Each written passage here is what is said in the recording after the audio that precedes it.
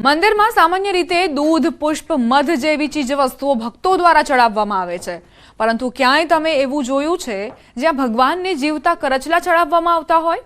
જી હા, સુરતના ઉમરા વિસ્તારમાં આવેલા રામનાથ ઘેલા મંદિરમાં દર વર્ષે પોષી એકાદશીએ ભક્તો માન્યતા પ્રમાણે ભગવાનના શિવલિંગ પર જીવિત કરચલા ચડાવે છે, જેની પાછળનું કારણ કાનનો થતો રોગ છે।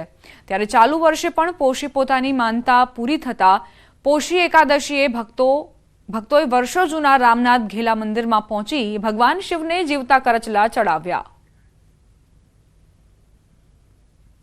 यहाँ पे करचला की मानता चढ़ाने के लिए आए हैं। ये दिन महीने का यही दिन होता है जहाँ पर ये करचला और महादेव को चढ़ते हैं और इस मंदिर का बहुत बड़ा महिमा है, इसलिए लोग दूर दूर से बाहर मनोकामना पूरी करने के लिए आते हैं। बहुत ज़्यादा महत्वपूर्ण होता है ये दिन। हिसाबे अमे लोग अहीं आव्या हता के भाई चलो महिमा सूरत में है तो हवे पहली बार मैं 40 वर्ष त्यार पछी पहली बार हूँ अहीं गाड़ी आव्यो छुं।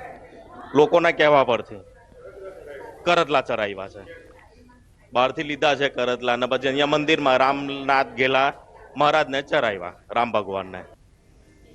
કહેવાય છે કે ભગવાન રામ વનવાસ દરમિયાન અહીં રોકાયા હતા, જે બાદ તેમણે શિવલિંગ ઉત્પન્ન કરી પૂજા અર્ચના શરૂ કરી હતી।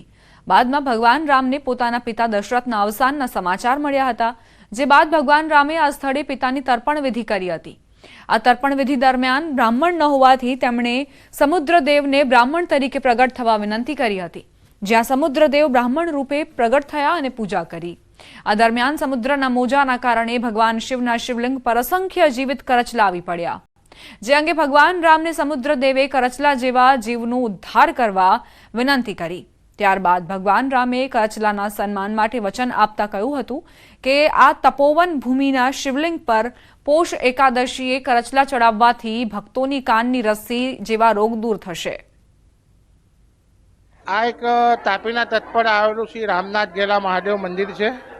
આજે જે મહત્વ છે, આજે જે કરચલા ચડાવવાનો, જે કાનની અંદર રસી થતા હોય એની માનતા લેવામાં આવે છે ને ફક્ત વર્ષમાં એક જ દિવસ જે માનતા ઉતારવામાં આવે છે, આ ફક્ત પોષવદ એકાદશીને દિવસે।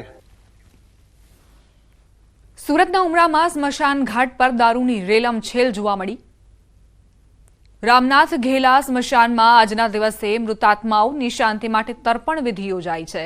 પોષવદ 11ના દિવસે અહીં આખા વર્ષ દરમિયાન મૃત્યુ પામેલા મૃતકોના આત્માની શાંતિ માટે વિધિ કરાઈ છે।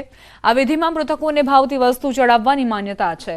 કાંઠા વિસ્તારના લોકોની અંતિમ વિધિ આ સ્મશાન ઘાટ પર કરવામાં આવતી હોય છે, ત્યારે લોકોએ મૃતાત્માની શાંતિ માટે પૂજન અર્ચન સાથે ભાવતું ફરસાણ, સિગરેટ અને દારૂ જેવી વસ્તુઓ અર્પણ કરી હતી। સ્મશાન ઘાટ પર દારૂ જેવી પ્રતિબંધિત વસ્તુઓ ચડાવવાની મનાઈ છે, પરંતુ કહેવાય છે ને, શ્રદ્ધા હોય તો પુરાવાની શું જરૂર। બસ આવું વિચારીને જ લોકો પણ તેમના પિતૃઓની તૃપ્તિ માટે વસ્તુઓ ચડાવે છે। મૃતકોને દારૂ, તમાકુ અને સિગરેટ જેવા વ્યસનો હોય તો તે પણ ચડાવે છે અને મૃતાત્માઓના મોક્ષની પ્રાર્થના કરે છે। આજના 11ના શુભ દિવસે અહીં રામનાથ ઘેલાની જાત્રા ભરાઈ છે। આ 11ના દિવસે અહીં આજુબાજુના ગામના લોકો અહીં આવી તર્પણ વિધિ કરે છે અને પોતાના જે મૃતક સગા સંબંધીઓને શાંતિ મળે એના માટે પ્રાર્થના કરે છે।